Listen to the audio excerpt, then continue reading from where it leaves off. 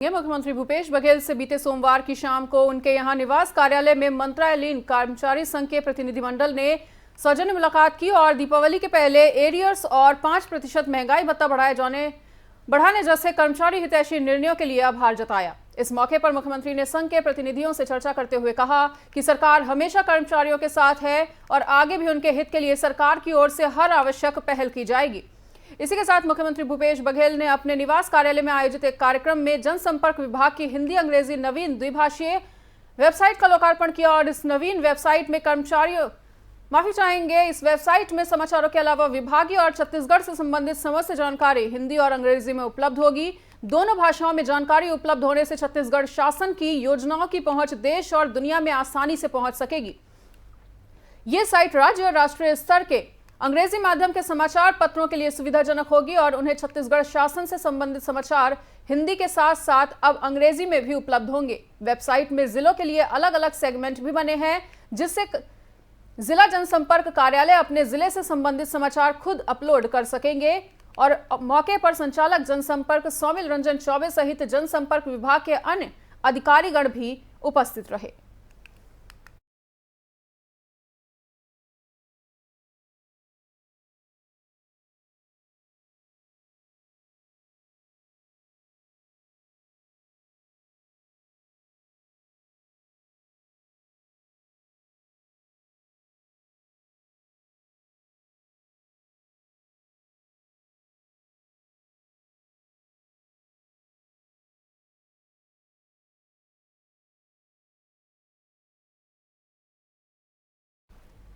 ED के छापे के बाद छत्तीसगढ़ में सियासत लगातार गर्माती हुई नजर आ रही है, जहां भारतीय जनता पार्टी के प्रदेश प्रवक्ता केदार गुप्ता ने कहा है कि ईडी के प्रेस नोट को फर्जी बताने वाली कांग्रेस पार्टी ने अज्ञानता की नई मिसाल कायम की है।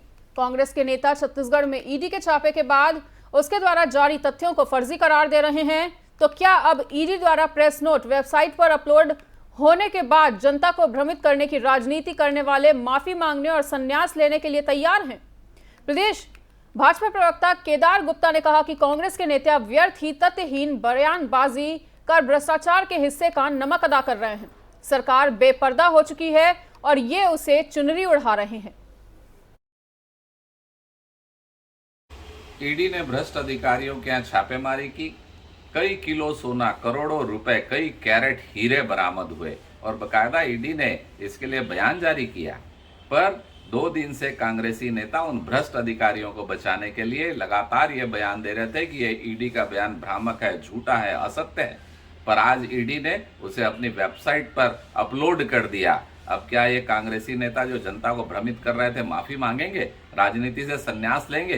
पता नहीं क्यों ये भूपेश सरकार भ्रष्ट अधिकारियों को बचाने में लगी है। आखिर आदिवासियों के हित का धन, युवाओं के हित का धन, छत्तीसगढ़ के विकास का धन, इस पे डाका डालने वाले भ्रष्ट अधिकारियों पर यह सरकार क्यों?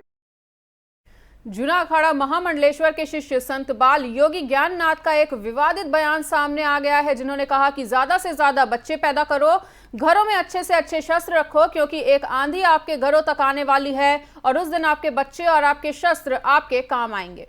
ये नफरती बोल जूना महामंडलेश्वर यदि नंदगिरी का संदेश लेकर खंडवा पहुंचे संत बाल योगी ज्ञाननाथ जागृति यात्रा के उन्होंने दौरान कही है। और इतना ही नहीं, बाल योगी ज्ञाननाथ महाराज ने कांग्रेस पर भी निशाना साधा।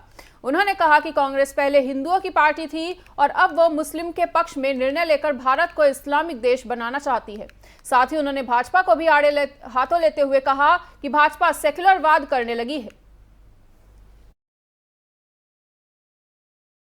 ज्यादा से ज्यादा संतान उत्पन्न करो और अच्छे से अच्छे शस्त्र अपने घरों में रखो, क्योंकि एक आंधी आपके घरों तक अवश्य आएगी। उस दिन वो आपके बच्चे और आपके शस्त्र आपके काम आएंगे। आप समझ लीजिए, जैसे पहले मुस्लिम लीग थी और कांग्रेस थी।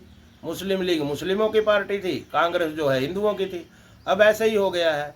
अब ये जो कांग्रेस जो है वो मुस्लिम लीग हो गई है। वो तो सरेआम स्पष्ट रूप से हम हिंदुओं के द्रोही कार्य करती है। कोई वारसिप एक्ट कानून दुनिया भर के जो उन्होंने कानून बनाए अपने राज्य में, तो उससे साबित होता है कि वो हिंदुओं की शत्रु है, मुस्लिम लीग ही हो चुकी है। इस्लामिक राष्ट्र बनाने के लिए वो कार्य कर रही है। अब ये जो बीजेपी वाले हैं ये हो गए अब कांग्रेस, ये हो गए सेकुलरवादी। मतलब जिन लोगों को पूरी दुनिया संतुष्ट नहीं कर पाई। चाइना संतुष्ट नहीं कर पाया, अमेरिका संतुष्ट नहीं कर पाया, लंदन संतुष्ट नहीं कर पाया, फ्रांस संतुष्ट नहीं कर पाया, हम लोग नहीं संतुष्ट कर पाए। पाकिस्तान दे दिया, बांग्लादेश दे दिया, कश्मीर से हम लात खा के मार के भगाए गए, वो भी हमने सहन किया। तो उनको अब ये संतुष्ट करेंगे, तृप्तिकरण करेंगे। तृप्तिकरण तो मुझे ऐसा ही लगता है। उद्देश्य तो जो हमारा अंतिम उद्देश्य है वो यही है कि पूरी दुनिया के लोगों के पास अपने अपने तंत्र में जीवित रहने के लिए अपना अपना देश है।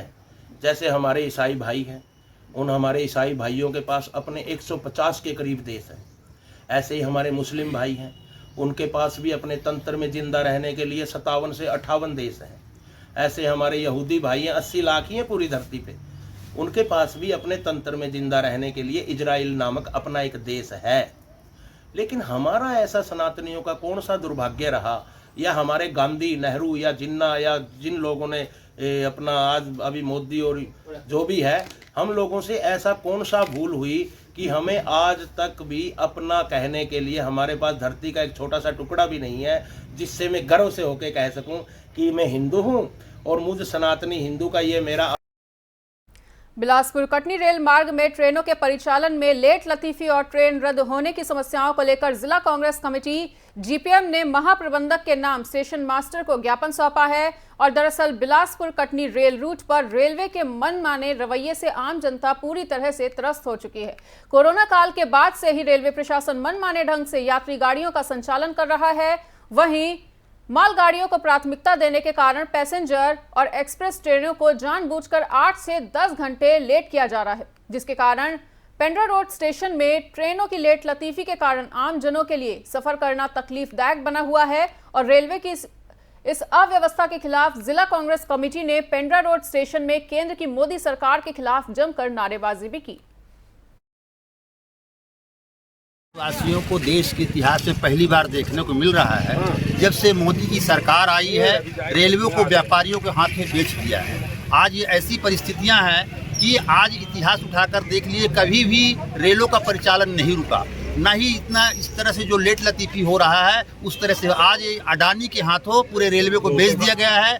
आज उनके व्यापारियों के माध्यम से उनका जो माल जो जा रहा है उनको किसी भी तरह से अवरुद्ध नहीं किया जा रहा है, लेकिन पैसेंजर ट्रेनों को अवरुद्ध किया जा रहा है। इन्हीं बातों को लेकर के जिला कांग्रेस कमेटी के द्वारा आज अल्टीमेटम रेलवे विभाग को दिया गया है। अगर इसको तत्काल दुरुस्त नहीं किया गया तो हम लोग हड़ताल के लिए, उग्र आंदोलन के लिए बाध्य होंगे।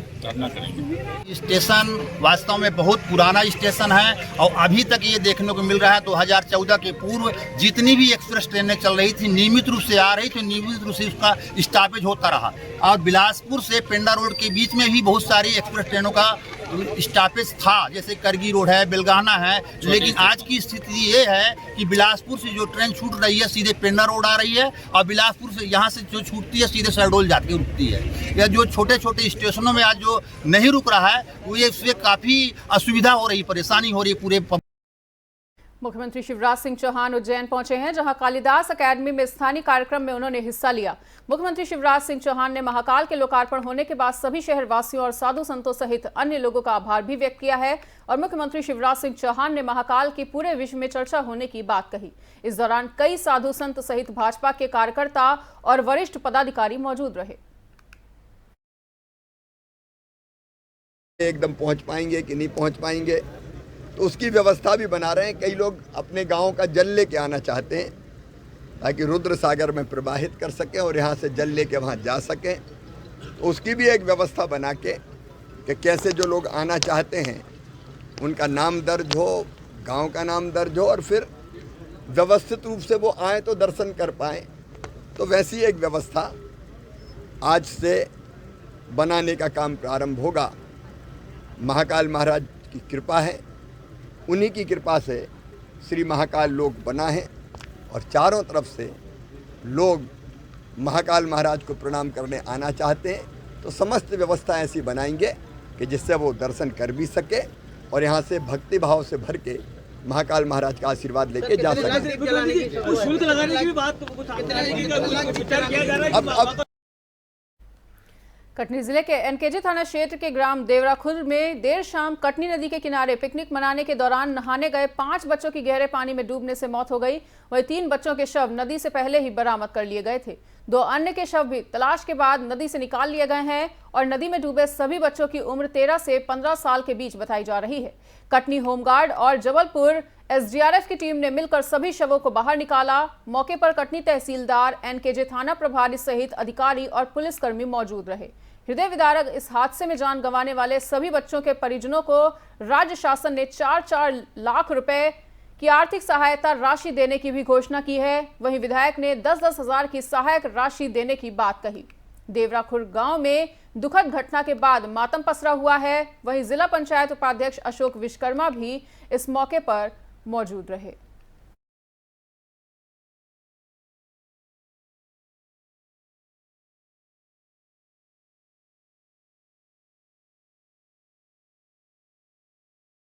छत्तीसगढ़ के मुख्यमंत्री भूपेश बघेल से बीते सोमवार की शाम को यहां उनके निवास कार्यालय में आदिवासी समाज के जनप्रतिनिधियों ने मुलाकात कर आरक्षण के मुद्दे पर विस्तार से चर्चा की। वहीं मुख्यमंत्री बघेल ने इस मौके पर आदिवासी समाज के सांसद, मंत्री, विधायक और जनप्रतिनिधियों को आश्वस्त किया कि छत्तीसगढ़ में आदिवासियों को 32% के आरक्षण का लाभ दिलाने के लिए हमारी सरकार प्रतिबद्ध है और इसके लिए हर आवश्यक कदम उठाए जा रहे हैं। मुख्यमंत्री बघेल ने कहा कि आदिवासियों के हित और उनके संरक्षण के संविधान में जो अधिकार प्रदत्त हैं उसके पालन के लिए हमारी सरकार पूरी तरह से सजग होकर कार्य कर रही है और हमारी स्पष्ट मंशा है कि संविधान द्वारा अनुसूचित जनजाति वर्ग को प्रदान किए गए सभी अधिकारों का संरक्षण किया जाएगा।